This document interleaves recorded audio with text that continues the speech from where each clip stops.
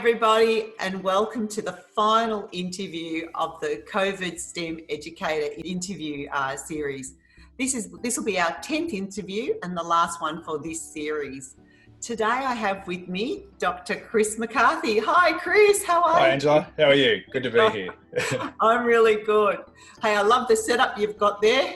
Is that your office? Is that your home office? It's a bedroom come lab area come office area for me. Yeah, I've made it work very well actually. I'm very happy with it. Thank you for joining me today. I'm really glad that you could make it. Look, Chris, I'm really interested in the changes that you've made to one of your second year units that you're teaching. That's the COS 20007 Object-Oriented Programming.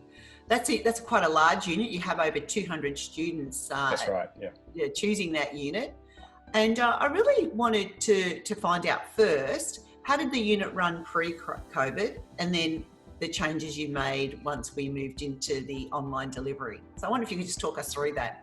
Sure, yeah, so the unit is a 2-hour lecture per week, and then we have a 2-hour tutorial, which is in a lab setting. So it's usually in a programming environment where all the students can work on programming tasks, and the tutor will deliver some content at the beginning, overviewing that week's topics. And so essentially that's how we were running it before COVID hit.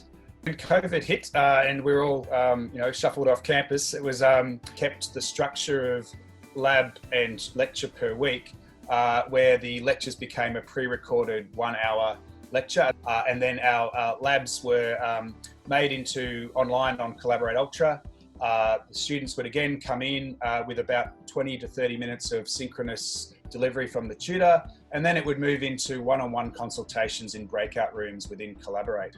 And so essentially we adopted much the same model, but I guess with a much greater emphasis on the one-on-one consultations being the primary reason for coming online.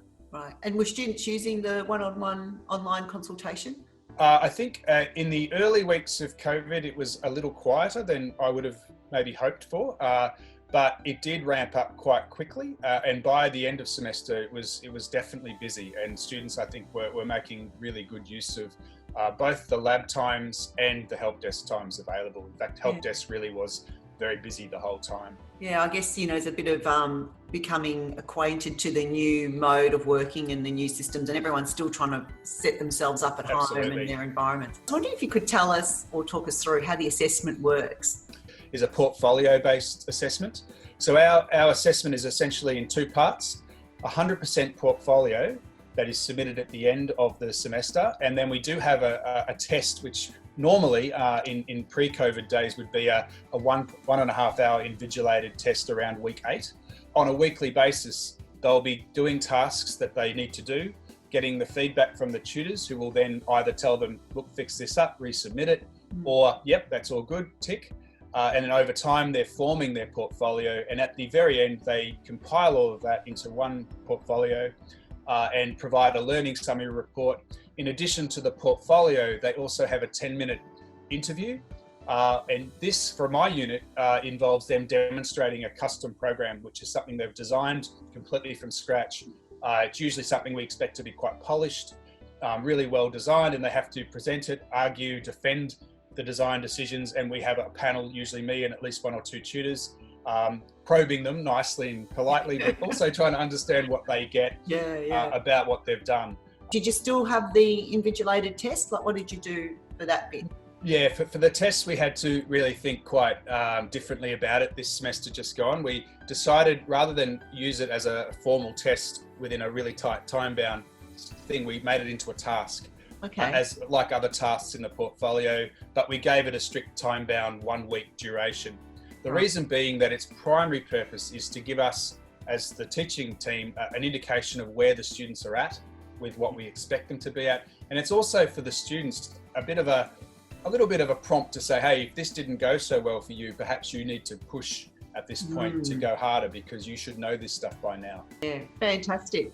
So you've taught one semester online. What have you learned from that one semester that you'll take with you for semester 2? Firstly, having a good sessional teaching team is really a key part. The video lectures probably could be made shorter. and maybe into sort of 10-minute sort of segments based on single topics. I think that's something that I would definitely adopt in the next semester going forward. So I feel like in the online environment, having more structure is definitely needed for particularly those students who find it difficult to sort of regulate their own time and really they've got multiple things to do. Fantastic. Well, thanks, Chris. It's been really enlightening to hear about how the e-portfolios work and some of the lessons you've learned. I really appreciate you giving up your time and talking us through object-oriented programming and the assessment structures and the changes you've made. Thanks a lot, Chris. No problem, Angela. Thank you very much for having me. That's all right. I hope you enjoyed the final interview for Series 1 of the COVID STEM Educator interview series. Bye, everybody. Bye, Chris. See you later, Angela. Bye. Thank you.